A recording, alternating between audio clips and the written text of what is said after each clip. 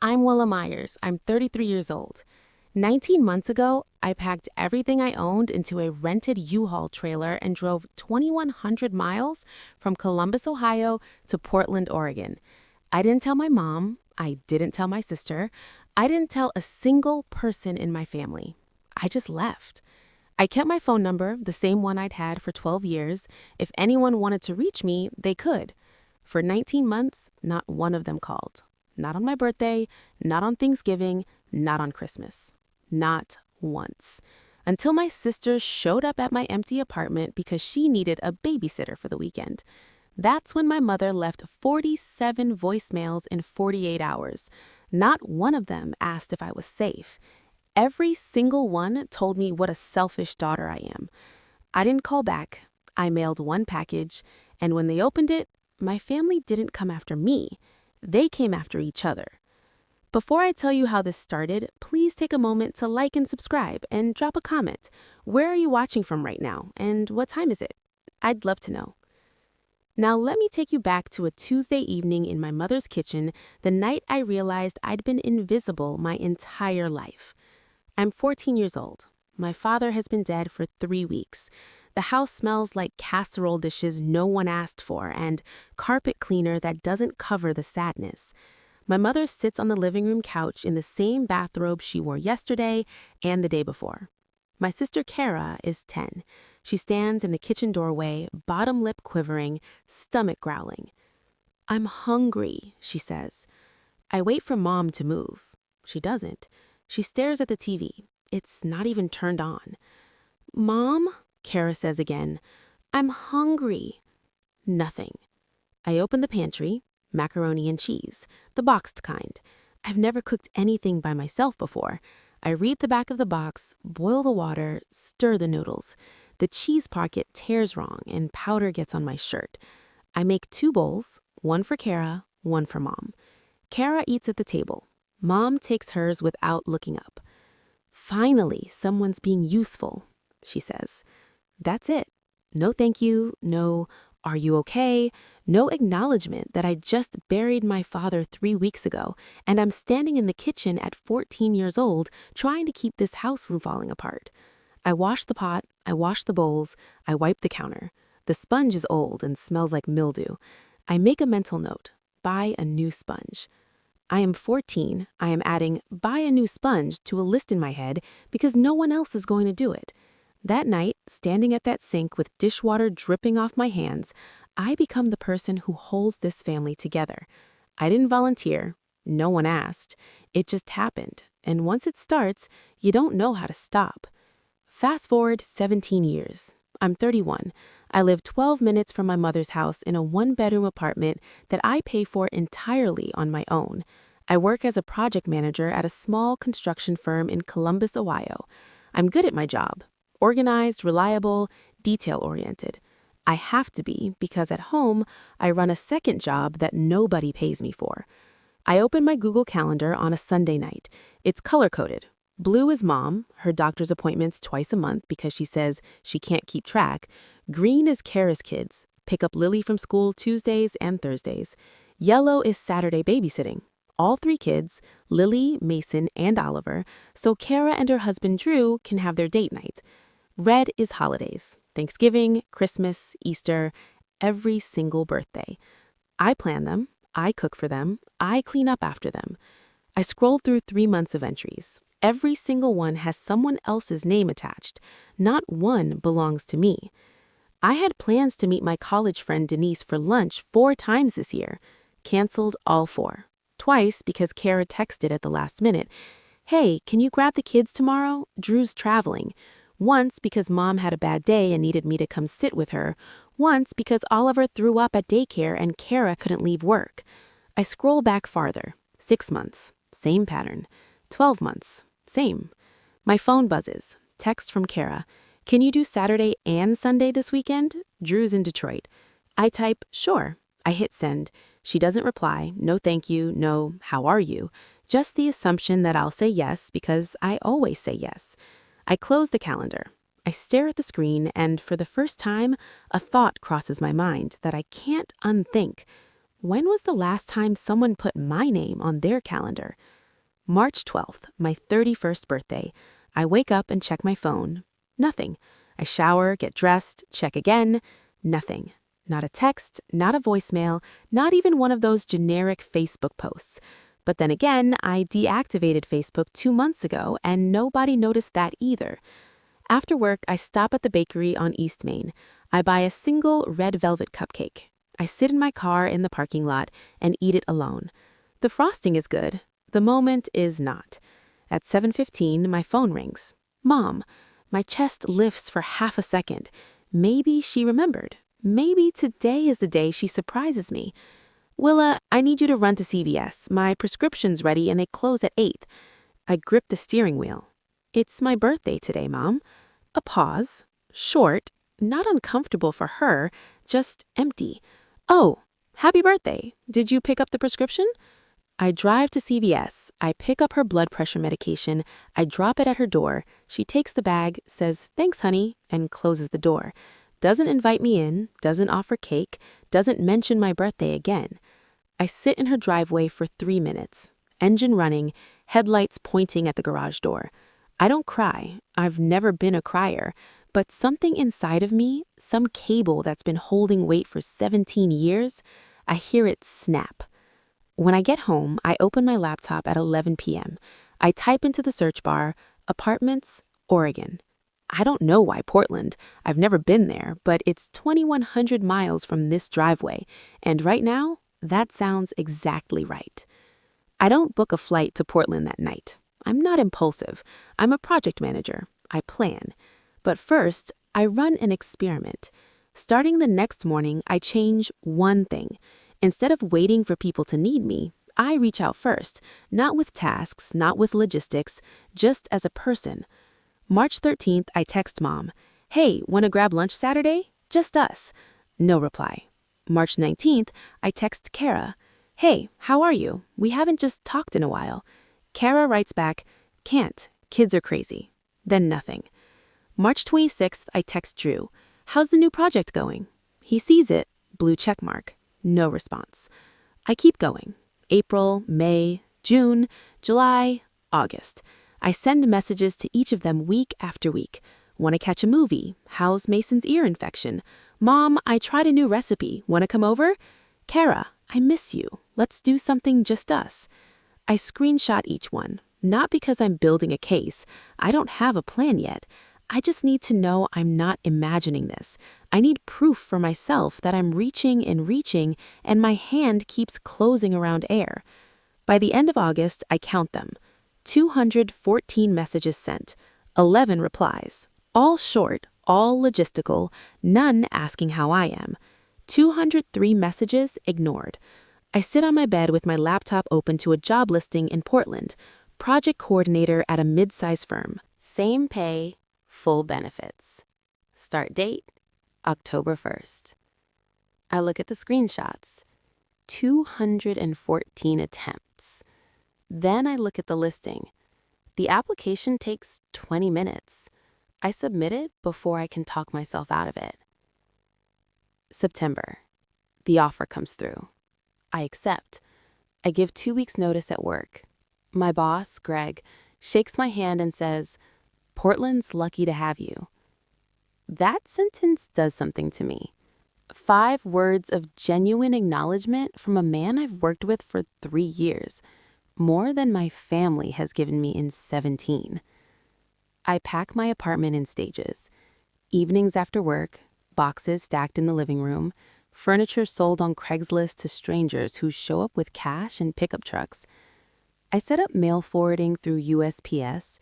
I deactivate my Facebook account, the one nobody ever interacted with anyway. One thing I don't do, I don't change my phone number. Same number I've had for 12 years. If anyone in my family wants to reach me, they can. The line works. I'm not hiding. I'm just not chasing anymore. The last night in Columbus. I drive past Mom's house. Lights on in the living room. I can see the TV glow through the curtains. I could stop, knock on the door, say goodbye. I keep driving. September 28th. I hook the U-Haul trailer to my car and pull onto I-70 West.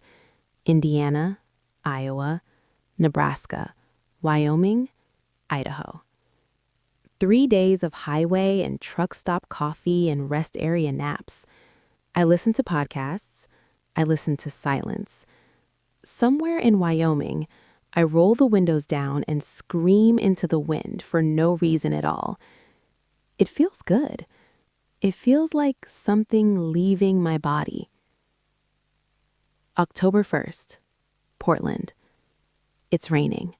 I park outside my new apartment, a second-floor unit in a quiet neighborhood with a Japanese maple in the yard. I sit in the car and breathe. Really breathe. No phone buzzing, no calendar alerts, no one needing anything from me. I didn't slam the door, I just stopped holding it open. Month 1. I check my phone every morning. Nothing from Ohio.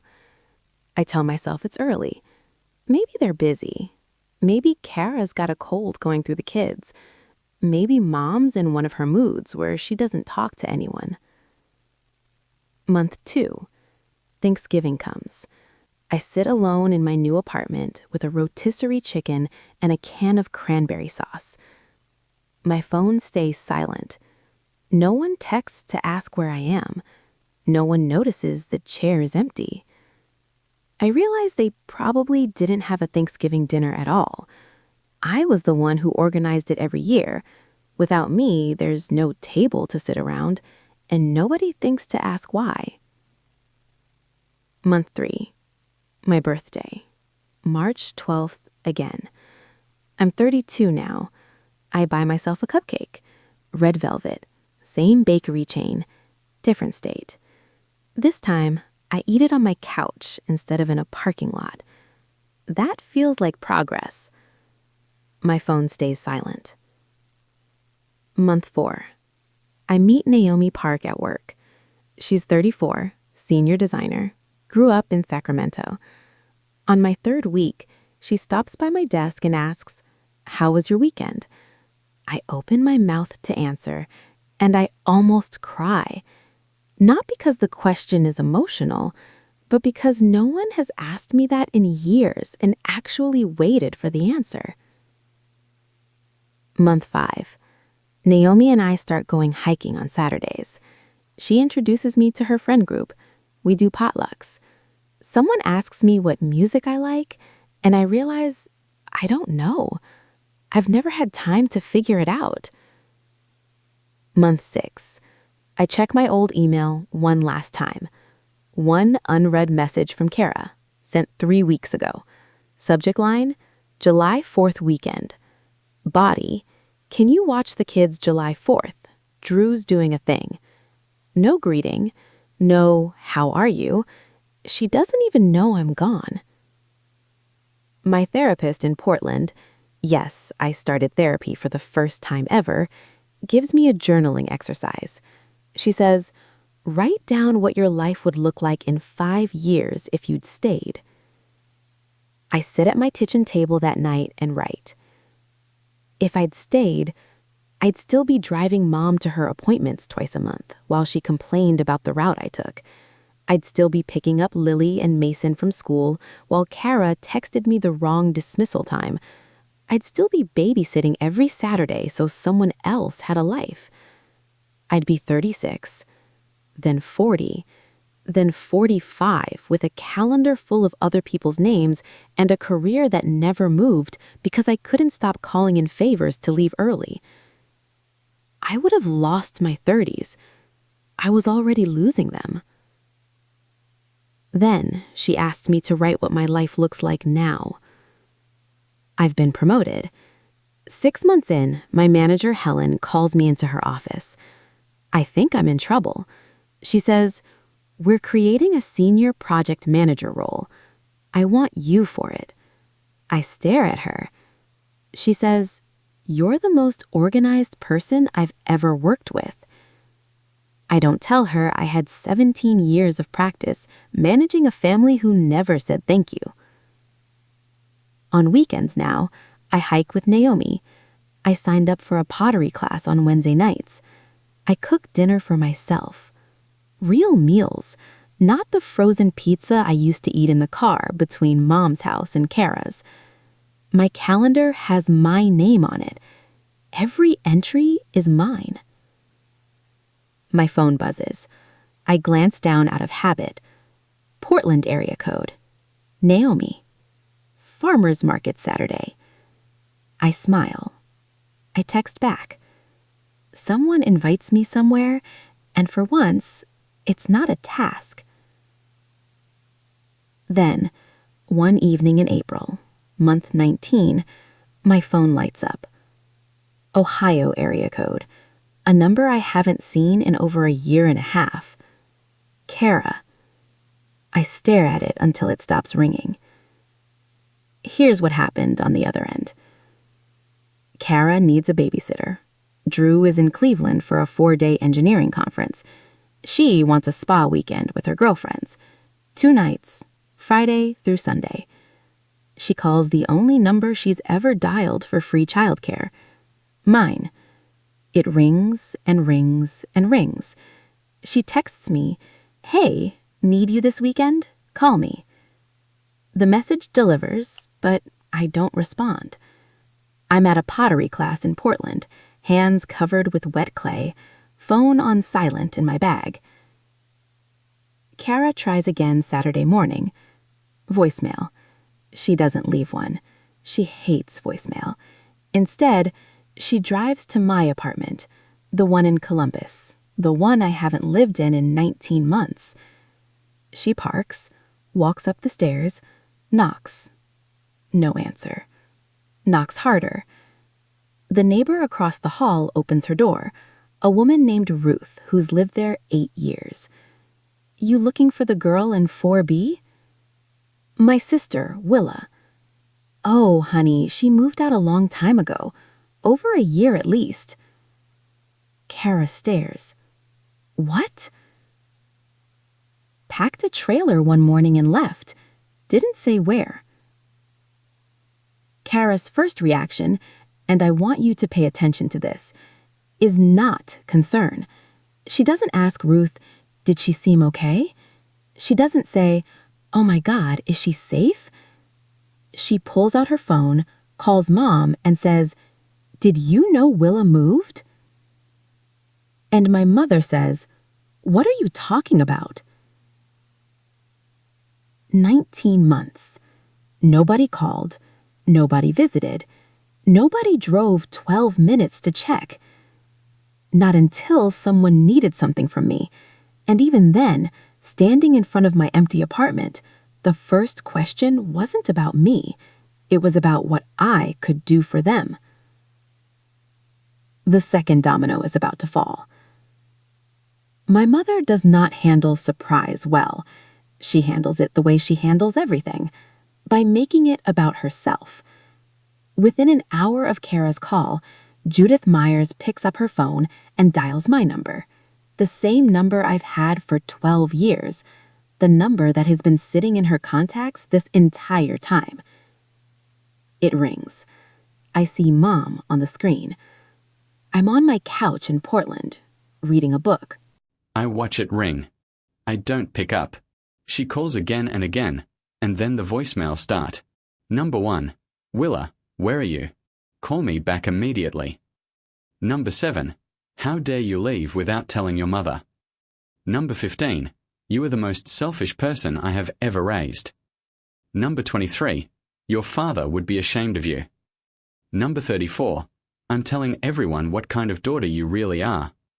Number 41, "After everything I sacrificed for you." Number 47, "If you don't call me back, you are dead to this family." 47 voicemails between Friday night and Sunday evening. I listen to every single one. I take notes, not for anyone else, just for me. I write down what she says, message by message, and I notice something.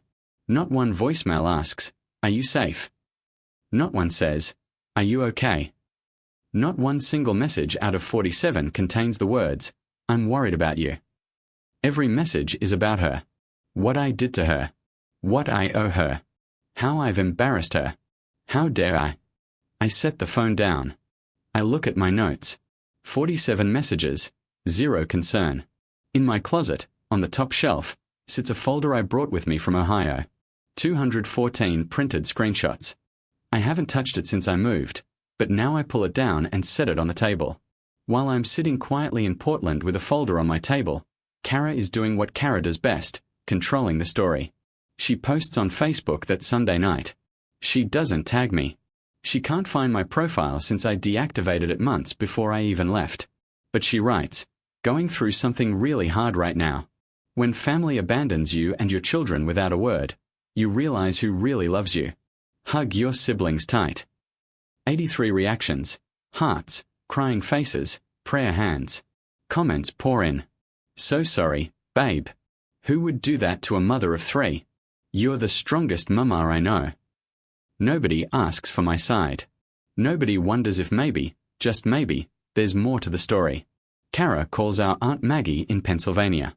Maggie is Mom's older sister, 61, the one who cut contact with Judith years ago for reasons Judith has never acknowledged. "Aunt Maggie, Willa just vanished," Kara says. "She abandoned Mom and my kids." Maggie is quiet for a moment. Then, "Did you ever call her first?" "What? In the last year and a half. Did you call Willa even once? Not to ask for help, just to talk." The line goes quiet. Then Kara hangs up. That evening, Maggie dials my number. She's the only person in my family who ever bothered to keep in touch, even if it was just a text every few months. I gave her my address in Portland last Christmas. She sent me a card. It's still on my fridge. "They found out," Maggie says. "I figured they're not worried about you, Willa. They're angry at you." "I know. What are you going to do?" I look at the folder on the table. I haven't decided yet, but I think I have. Drew Bellamy, my brother-in-law, is the quietest person in this family. He's 31, a mechanical engineer, travels 3 weeks out of every month. He's not cruel, he's just absent. And when he is home, he follows Kara's lead on everything. If she says jump, he reaches for his shoes. But that Sunday night, after the voicemails and the Facebook post and the chaos, Drew does something unusual. He sits alone at the kitchen table after Kara goes to bed. He opens his phone. He scrolls back through his messages. Way back. He finds 3 texts from me sent months apart. Each one simple and friendly. "How's the new project going? Hope Detroit went well. Happy Father's Day, Drew." He saw all 3 blue check marks. He never replied to any of them. Drew stares at those messages for a long time. Something settles in his chest. Not guilt exactly, but its neighbor, the quiet recognition that he saw a hand reaching out and did nothing. The next morning, Kara is on the phone with a friend, retelling the story of how her ungrateful sister abandoned the family. She hangs up, turns to Drew, and says, "Can you believe she did this?" Drew is quiet. "Drew, I don't know." "Kara, did we ever check on her?" Kara's face hardens. "That's not the point." "I think it might be." She walks out of the room. Drew doesn't follow. He sits there with his coffee, those 3 blue check marks, and a feeling he can't name.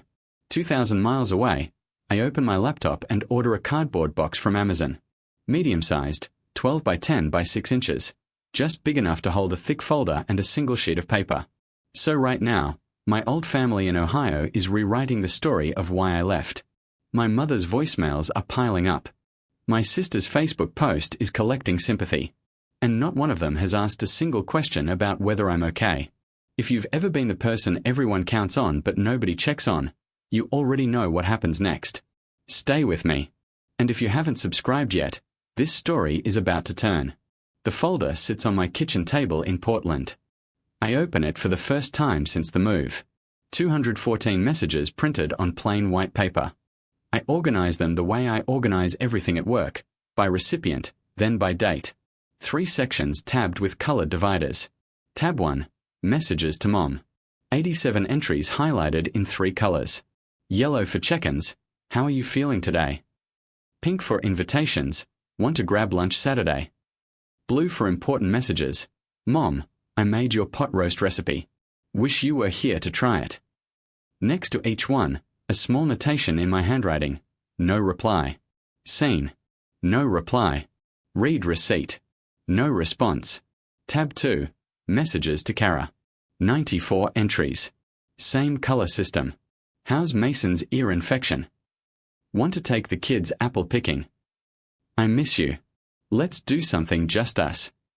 94 attempts. 88 ignored. Tab 3. Messages to Drew. 33 entries. Brief and friendly. All seen. All unanswered. At the bottom of each section, a simple summary. Total sent. Total replied. Response rate. Mom, 4%. Kara, 6%. Drew, 0%. I don't add commentary. I don't write an essay about how they hurt me. I don't attach a guilt trip or a demand. I place one single sheet on top of everything. White paper, black ink, one sentence. I tried 214 times. Here they are.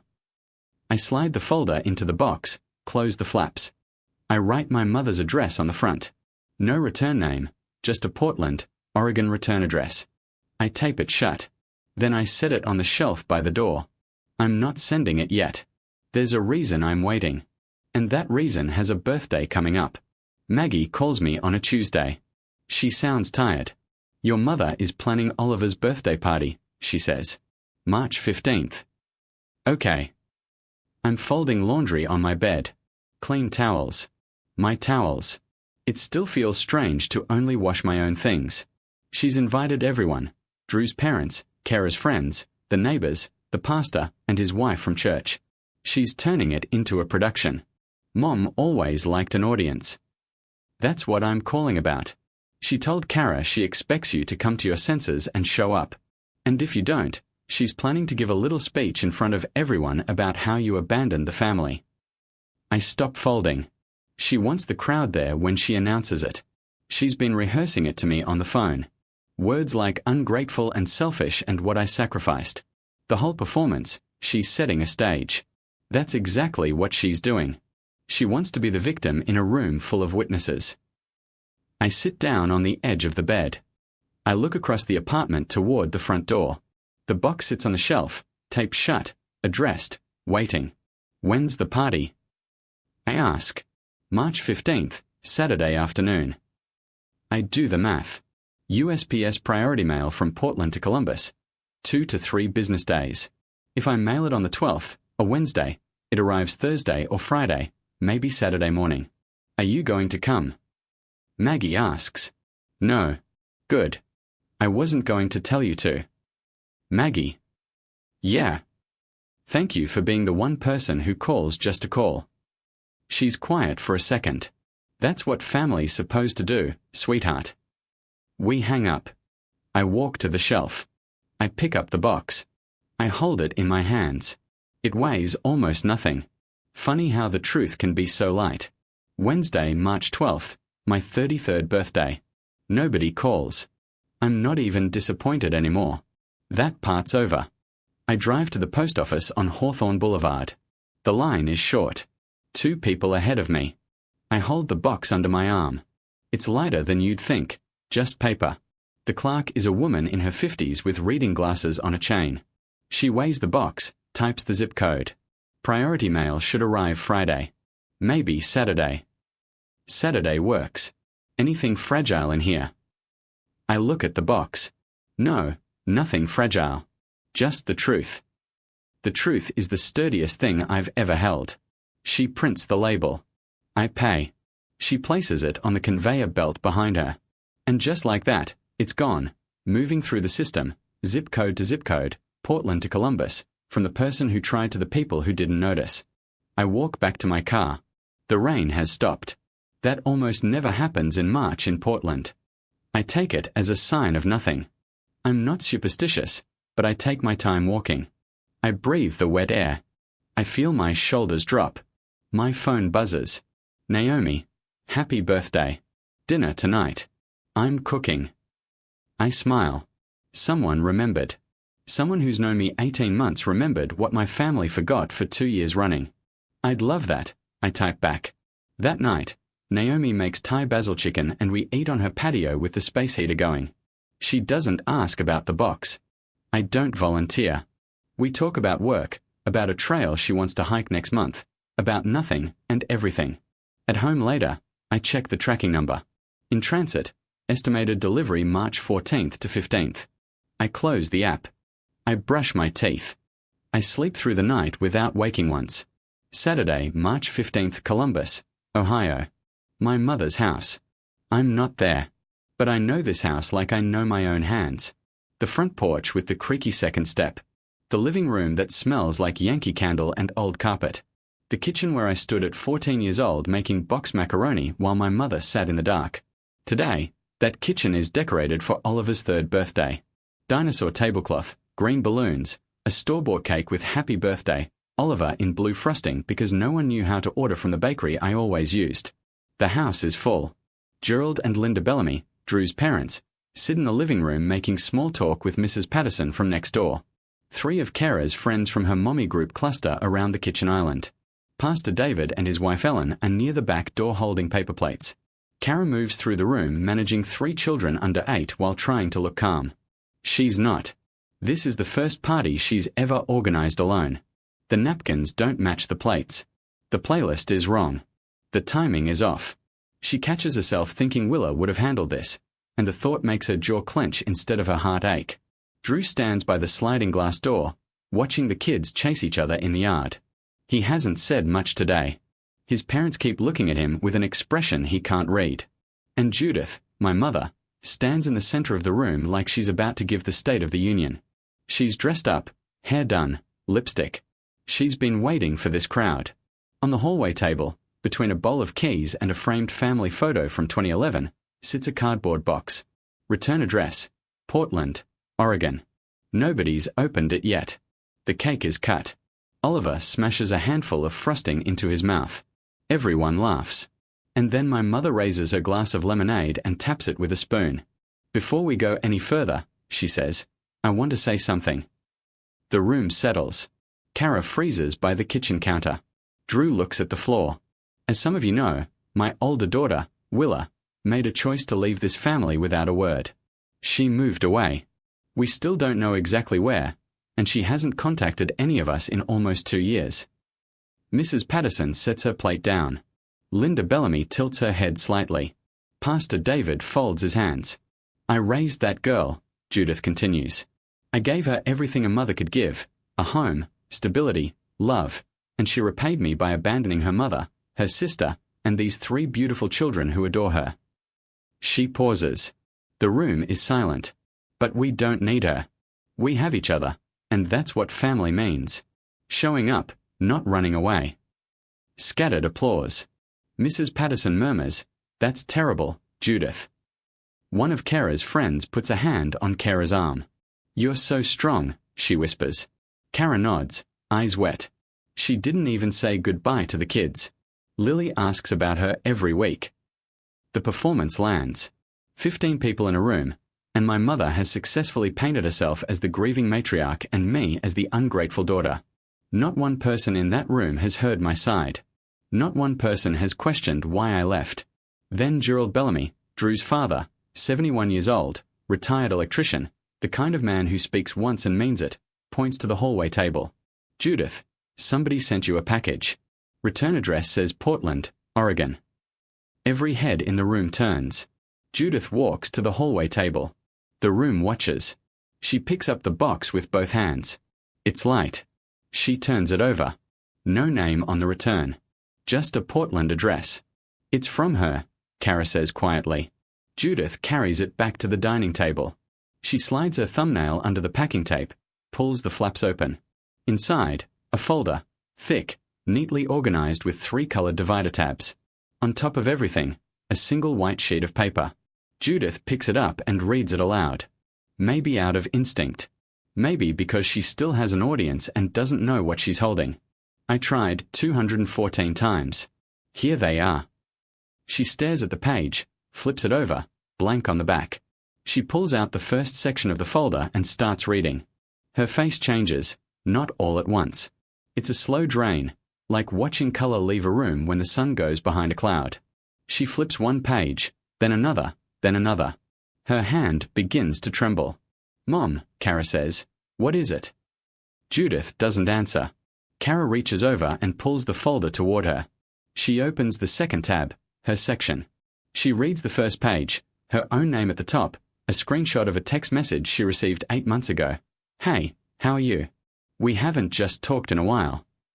Highlighted in pink, notation in my handwriting. No reply. She turns the page. Another message. Another highlight. Another no reply. Page after page. 94 messages. Her name on every one. The room is silent. Gerald Bellamy leans over and picks up the third tab. Drew's section. 33 messages. All seen, all ignored. He reads one, then looks at his son. Drew won't meet his eyes. Mrs. Patterson is the first to speak. She's known our family for 20 years. She brought a casserole when Dad died. She watched me mow Mom's lawn every Saturday for a decade. Judith, she says carefully. She texted you 87 times. My mother's mouth opens. Nothing comes out. 87 times and you didn't answer once. Judith's hand tightens on the edge of the table. Those texts don't mean anything. She was just. She always sends messages. 87 messages, Mrs. Patterson repeats. She's not yelling. Her voice is flat and factual, which is worse. And you just told this room she left without a word. Linda Bellamy is reading Drew's section. She looks up at her son. Drew is staring at the carpet like it might swallow him. You saw these. Linda says. You read them and didn't respond. Linda, this is between. 33 messages, Linda says. My son read 33 messages from a person in this family and said nothing. That's between me and him. Pastor David whispers something to his wife, Ellen. She nods. They stand up. We should go, he says gently. Thank you for the party. They leave their plates on the counter and walk out. One of Kara's friends picks up her purse, then another. The room is emptying, not in a rush, but in that slow, deliberate way people leave when they don't want to be part of what comes next. Kara's face is red. This is what she does, she says to the room. She manipulates. She planned this. But the room isn't listening anymore. The folder sits open on the table. Pages fanned out, dates, highlights, notations, 214 messages in my handwriting with timestamps. There's no version of this story where I'm the villain. Not anymore. The guests are gone. Oliver is asleep on the couch with frosting still on his chin. Lily and Mason are in the backyard, oblivious. The adults remain: Judith, Kara, Drew, Gerald, and Linda Bellamy. Nobody sits down. The folder lies open in the center of the dining table like a wound. Judith speaks first. She points at Kara. You are her sister. You live 10 minutes away. How did you not know? Kara's eyes go wide. Me? Are you serious right now? You're her mother. You live 12 minutes from her apartment and you didn't notice for 19 months. I have health issues, Kara. I can't be expected to. What health issues? Blood pressure. Willa managed your blood pressure. She picked up your prescriptions. She drove you to every appointment. The words hang in the air. Judith's mouth snaps shut. Kara has never spoken to her like this. Not once in 29 years. Gerald turns to Drew. His voice is low and measured, the voice of a man who built things with his hands for 40 years and doesn't waste words. Son, you read those messages. Everyone in this room ignored her messages. Dad, I'm not talking about everyone. I'm talking about you. Drew has no answer. He stands by the sliding door with his arms crossed, shrinking. Linda shakes her head. I didn't raise you to be the kind of man who sees someone reaching out and looks the other way. And I didn't see you calling Willa either, Mom, Drew says quietly. The room splinters. Judith blames Kara. Kara blames Judith. Gerald blames Drew. Drew blames everyone. Linda turns on Gerald for being too hard on their son. The finger-pointing moves in circles. Nobody lands on the same target for more than 30 seconds. And the one thing nobody does, nobody picks up the phone to call me. Portland, Saturday night. I'm on the couch with Naomi. We are watching a documentary about deep-sea creatures, something calm and blue and far away from Ohio. My phone buzzes on the coffee table. Ohio area code, then again, then 3 times in a row. I glance at the screen. Mom. Kara. Mom. Kara. Mom. Naomi looks over. You okay? Yeah, it's just family. She nods. Doesn't push. That's the thing about Naomi. She trusts me to share when I'm ready. She doesn't pry. She doesn't demand. She just sits next to me and passes the popcorn. I put the phone face down. We watch a squid pulse through black water. Later, after Naomi leaves, I check. 2 new voicemails. Judith. Willa, how could you send that to my house in front of people? You humiliated me in my own home. Everyone saw it. Mrs. Patterson looked at me like I was. How could you do this on Oliver's birthday? Still no, are you okay? Still no, I miss you. Just how dare you? Kara, I can't believe you did this. Drew's parents are barely speaking to us now. His dad hasn't looked at him all night. Are you happy? Is this what you wanted? I set the phone down. I look at the ceiling. Am I happy? No, I'm not happy. That's not what this is. I'm not celebrating. I didn't send that folder to win a game. I sent it because I tried talking for 5 months and nobody listened. I sent it because my mother stood in a room full of people and called me ungrateful, and the only way to answer was to show them what I actually did. I tell Naomi the next morning over coffee. I sent them something. The truth, basically. Mad at you or mad at each other? Both, but mostly each other. I learn what happens next through Maggie. She reads me the text like a play-by-play announcer at a sporting event where everyone's losing. Kara creates a group text. Family only. Judith, Kara, Drew. The thread goes like this. Kara, we need to figure out what to tell people.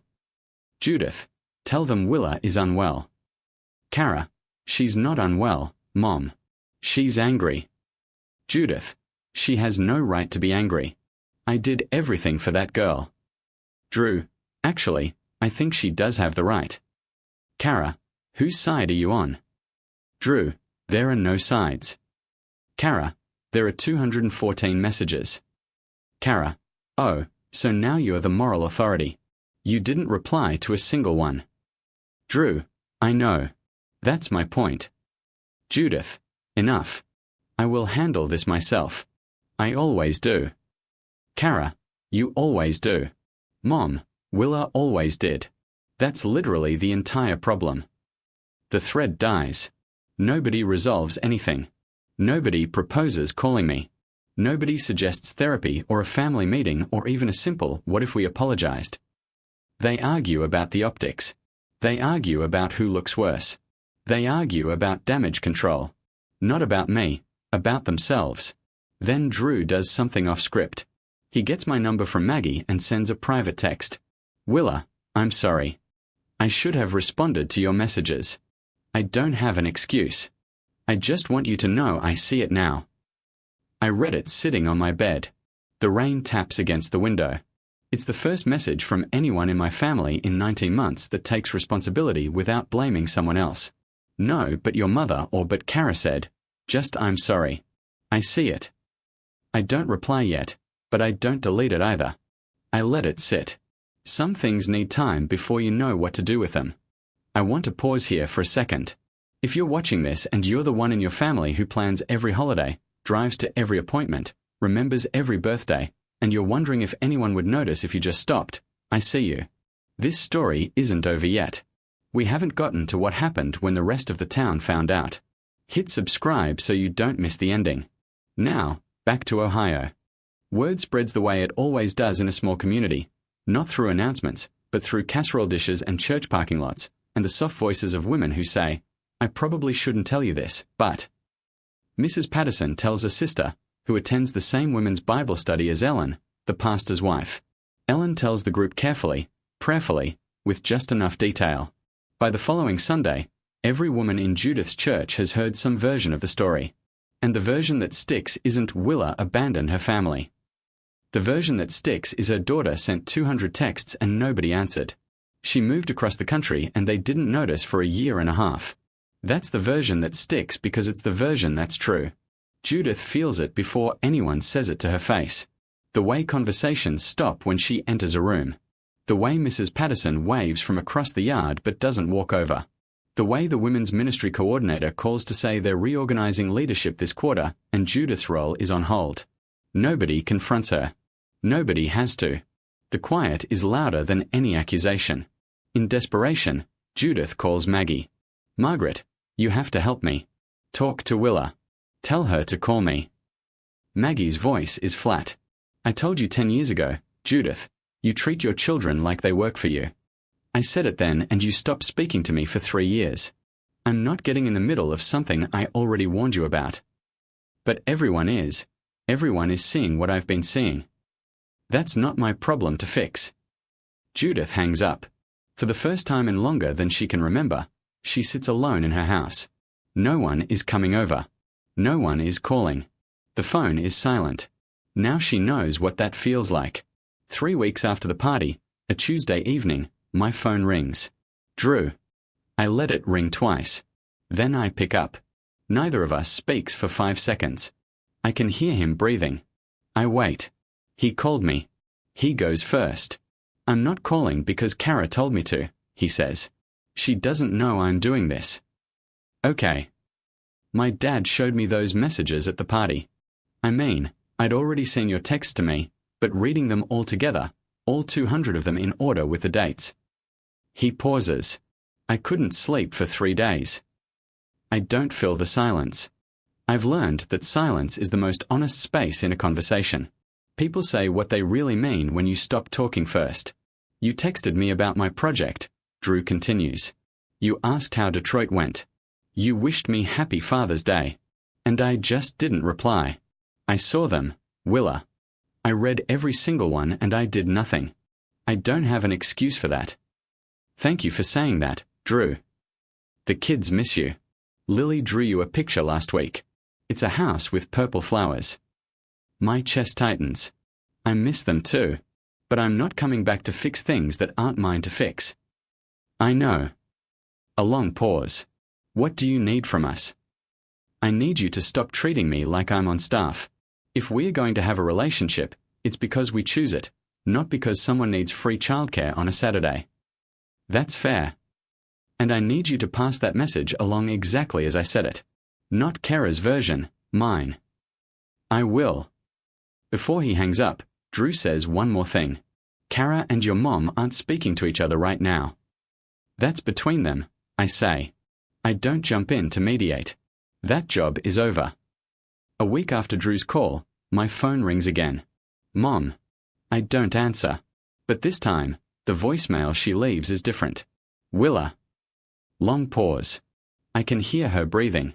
I read through all of them last night. Every message. I sat at the kitchen table and went through every single page. Her voice is thinner than I've ever heard it. No sharpness. No accusation. Just tired. I didn't realize there were so many. I mean, I knew you texted, but I thought it was just the usual reminders, logistics. I didn't realize you were reaching out. Actually reaching out. Another pause. I hear her swallow.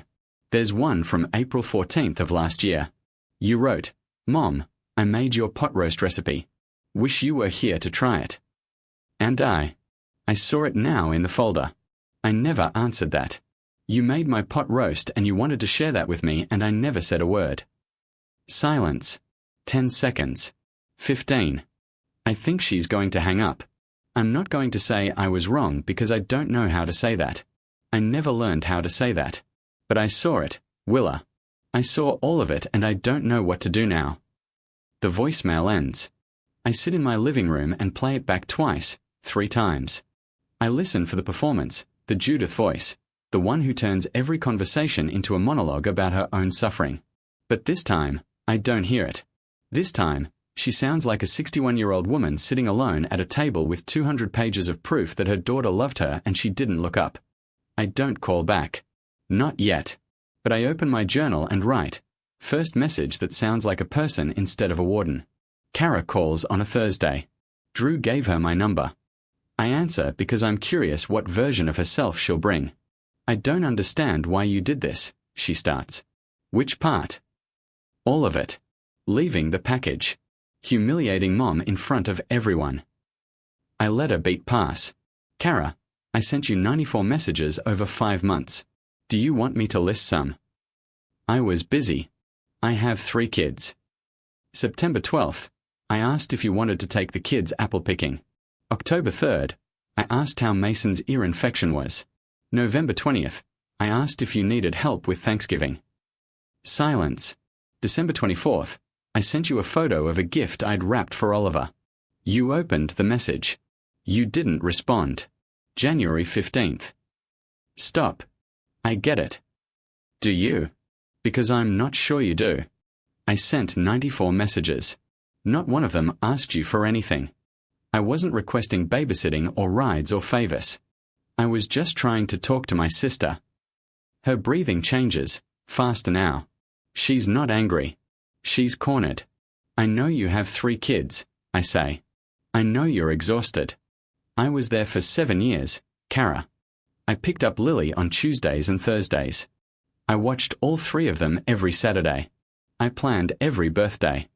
I held Oliver when he had colic so you could sleep. I know exactly how hard it is because I was doing it with you. She's crying now.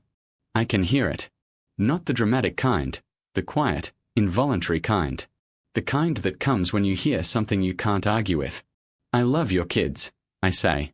But I am not your backup plan anymore. If you want a relationship with me, it starts with seeing me as a person, not a service. Kara says, Mom says this is all your fault. And you? What do you say? Long silence. She hangs up.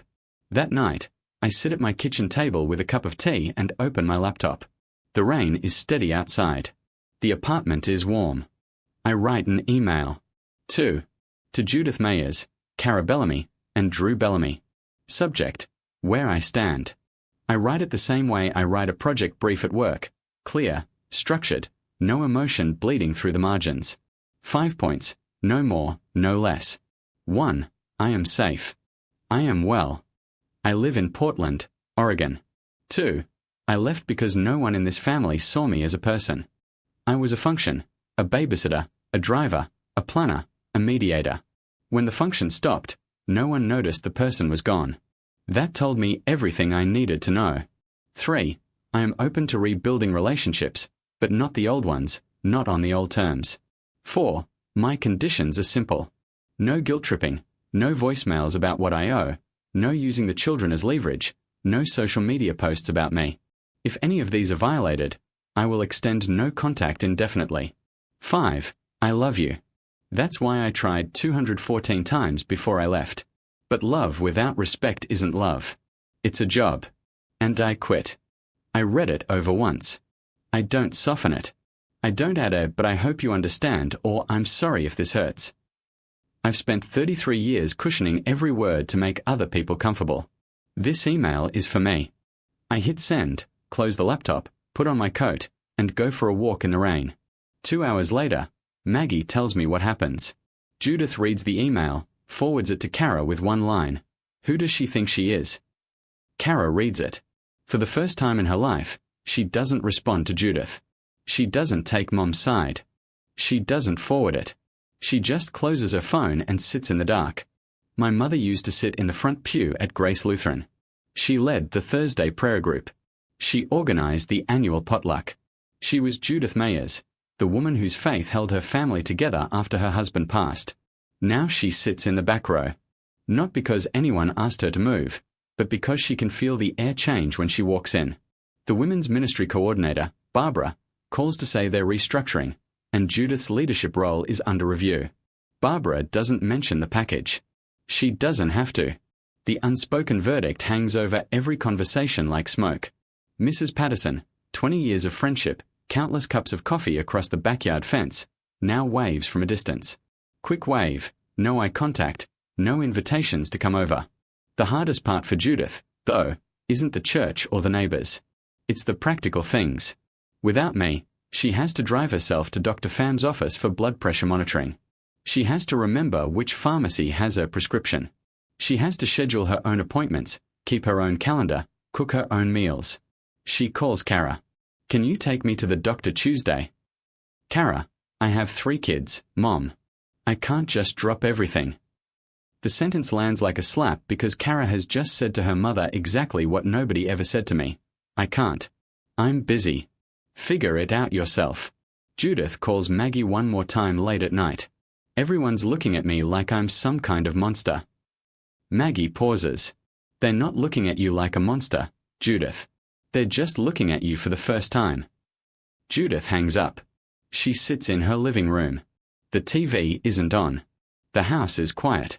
Nobody is coming. Welcome to my world, Mom. The package doesn't just crack open my mother's world. It fractures Kara's too, in ways she didn't see coming. Drew starts saying things out loud, things he'd swallowed for years. One night after the kids are in bed, he sits at the kitchen counter and says, "You used your sister, Kara." "We both did." "Don't lecture me." "I'm not lecturing. I'm telling you that my dad hasn't called me in 2 weeks because of those messages. My own father looks at me like I'm a stranger." Kara's jaw tightens. "So now it's my fault your dad's upset." "It's our fault that Willa left. Both of ours." Kara walks out. She doesn't have a rebuttal.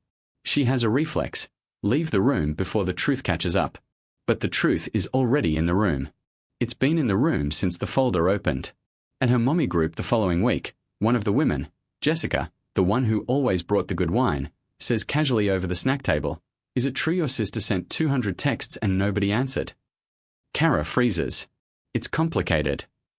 200 texts isn't complicated, Kara. That's someone begging to be seen. The room is quiet. Nobody argues. Kara excuses herself early. At home, she picks up the slack for the first time in 7 years. She makes school lunches. She drives to soccer practice. She manages the dentist appointments, the grocery runs, the bedtime meltdowns, all of it, every day, alone. And at 11 o'clock on a Wednesday night, kids asleep, house finally still, Kara sits on the kitchen floor with her phone. She scrolls back to a text I sent her last October. "Hey, just checking on you. You seemed tired last time I saw you." She stares at it for a long time. Her thumb hovers over the screen, and for the first time she gets it. 1 month after Oliver's birthday party, here's where the family stands. Judith and Kara are not speaking. Judith insists Kara should have kept in touch with her sister. "You're the younger one. It was your job to look up to her." Kara fires back that Judith is the parent and the responsibility starts at the top. They go around and arrive nowhere. Drew and Gerald are silent. Gerald sees those 33 blue check marks every time he looks at his son. Drew sees a man who never called me either and has no right to the moral high ground. Neither of them will say it, so they say nothing at all. Kara and Drew, strained. Drew wants to formally apologize to me. Kara calls that a betrayal. "You're choosing her over your own wife." Drew says, "I'm choosing honesty." Kara says the same thing. They sleep in the same bed and speak in logistics only. Who's picking up Mason? Whether the electric bill got paid. What time is Oliver's checkup? The warmth is gone. The irony is heavy. My package didn't contain a single new piece of information. Every text in that folder had already been sent, already been received, already been ignored. I didn't create anything. I just printed what already existed and put it on a table where no one could look away. The family didn't break because of me. It broke because of what they did when they thought no one was watching. The package just turned the lights on. Maggie calls me on a Sunday. "They're all a mess," she says. "I know." "How do you feel?" I think about it. I'm not happy. I'm not sad. I don't feel victorious or vindicated or righteous. I feel like someone who finally stopped carrying a piano up a hill by herself. That sounds about right. I open Google Calendar on a Sunday night in April. Portland rain taps against the glass. My tea is hot. The apartment smells like the eucalyptus candle Naomi gave me for my birthday. I scroll through the month. Green, Saturday hikes with Naomi. Purple, pottery class Wednesday nights. I'm getting better. My bowls don't collapse anymore. Orange, monthly dinner with the friend group, this time at Marco's place. I'm bringing the garlic bread. Red, blocked out evenings marked just for me. Reading, cooking experiments, long baths. One entry simply says, "Try making pasta from scratch." Every single color on this calendar belongs to me. My name, my choices, my life. At work, Helen calls me into her office on a Monday morning. Sit down, she says. Ici. She slides a piece of paper across the desk. A promotion letter. Senior project manager, 12% raise. You're the most reliable person on this team, she says. I don't know where you learned it, but I'm glad you're here. I sign the letter. I don't tell her I learned it by managing a family who never noticed. Some skills are born in places you'd rather not revisit. That evening, I FaceTime Maggie. She's in her kitchen in Pennsylvania wearing her reading glasses, drinking wine. How's it feel out there? She asks, like I finally have a life that belongs to me. She smiles. Good. That's all I ever wanted for you. Before bed, I check my email. Drew has sent 3 messages over the past 2 weeks. Short, respectful, undemanding. A photo of Lily at a school play. A video of Oliver laughing on a swing. A note. Mason lost his first tooth. Thought you'd want to know. No requests, no guilt, just sharing. I reply for the first time. Thank you. They're getting so big. It's not a door flung open. It's a window cracked an inch. And that's enough for now. 6 months after the package. September, Portland. The rain is back. I don't mind. I've made peace with rain the way I've made peace with a lot of things. Here's where everyone stands. Judith. She started seeing a therapist, not because she wanted to, but because Pastor David suggested it gently and she respects him enough to listen. She sent me 1 email. Short, no guilt, no demands. I'm working on myself. That's all I can say right now. I read it twice. I don't respond. I'm not ready, but I save it. Kara, we haven't spoken since the phone call where she hung up on me. But through Drew, I hear things. She hired a babysitter, actually pays someone now to watch the kids twice a week. She drives herself to the grocery store. She manages her own calendar. Drew says it's the hardest thing Kara's ever done. I believe him. It's hard to learn at 29 what you should have been doing all along. Drew, he's become the quiet bridge. He sends me photos of the kids every week or 2. No expectations. No when are you coming home. Just moments. Lily's art project. Mason riding a bike. Oliver in a Halloween costume. Judith and Kara are talking again, but barely. They see each other at Oliver's preschool pickup. Sometimes short conversations. Stiff. The easy dynamic is gone, the one where Judith commanded and Kara obeyed and I held everything in between. Without the middle piece, they don't know how to talk to each other. As for me, I'm not going back to Ohio. I don't have a plan to go back, but I haven't closed the door. I've just taken the key off the hook and put it in a drawer. If the right moment comes, I'll know. Some things heal, some things don't. I'm learning to be okay with both. A Thursday evening in October. I'm standing in my kitchen in Portland, and the apartment smells like home, or what home should have smelled like. Pot roast. Mom's recipe, the one she got from her mother. Handwritten on an index card with a coffee stain in the corner. I took a photo of that card years ago. Kept it in my phone. Carrots, onion, thyme, a splash of red wine. Low and slow for 4 hours. Naomi comes over for dinner. She walks in and stops in the doorway. Oh my God, that smells incredible. Where'd you learn this? My mom, I say it simply. No edge, no irony. She taught you well. She doesn't know I still make it. Naomi doesn't push. She opens the wine she brought and sets the table. 2 place settings, 2 glasses, 2 cloth napkins she found at a thrift store last month. We sit down. We eat. She says, "This is the best thing I've ever tasted." And she means it. After dinner, I wash the dishes. I stand at the sink, hands in warm water, and for a second, I'm 14 again. Same posture, same motion, but everything else is different. The house is mine. The meal was my choice. And when I turn around, there's someone sitting at the table who says, "Thank you." 2 words I waited 17 years to hear. Later in bed, I open my phone. I type a text to my mother. I made your pot roast tonight. It turned out good. I stare at it. 10 seconds. 15. My thumb hovers over send. I press it. 3 minutes later, a reply. I'm glad, sweetheart. 2 words. No guilt, no lecture, No, when are you coming home? Just warmth. Small, imperfect, uncertain warmth. Maybe that's where it starts. Maybe that's where it stays. Either way, I'm okay tonight. I didn't leave my family to punish them. I need you to know that. I left because I needed to find out if I existed outside of what I did for them. I needed to know, would anyone notice if I stopped showing up? Would anyone call? Would anyone check? The answer took 19 months. Not one phone call, not one birthday text, not one knock on the door 12 minutes away. That was my answer. And it hurt. I won't pretend it didn't.